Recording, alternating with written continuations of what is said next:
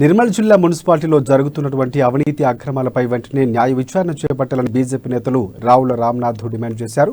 ఇటీవల మున్సిపాలిటీలో 4వ తరగతి ఉద్యోగుల నియామకంతో కొందరు అధికారులు నాయకులు అవినీతికి పాల్పడ్డారని వారిపై కఠిన చర్యలు తీసుకోనున్నారు. ఉద్యోగాలు ఇప్పిస్తామంటూ నిరుద్యోగుల దగ్గర నుంచి అక్రమంగా వసూలు చేస్తున్న డబ్బులను వెంటనే వారికి ఇచ్చివేయాలని డిమాండ్ చేశారు.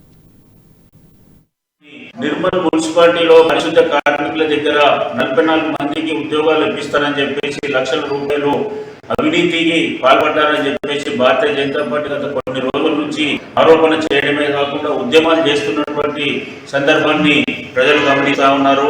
మరి ఇప్పటి వరకు మంత్రి రితంగన్ రెడ్డి కానీ మున్సిపల్ చైర్మన్ ఘటకిషోర్ కానీ మేము డబ్బులు తీసుకోలేదు, ఎటువంటి అవినీతి అక్రమాలకు పాల్పడలేదని చెప్పేసి ప్రజలను భారతీయ జనతా పార్టీ నాయకులను తప్పుదో పట్టించే విధంగా అబద్ధాలు ఆడుకుంటూ వచ్చారు.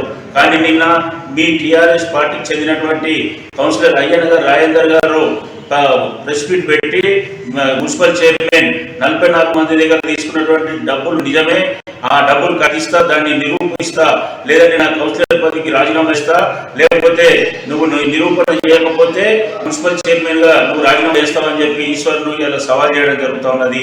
నిర్మల్ మున్సిపాలిటీలో పారిశుద్ధ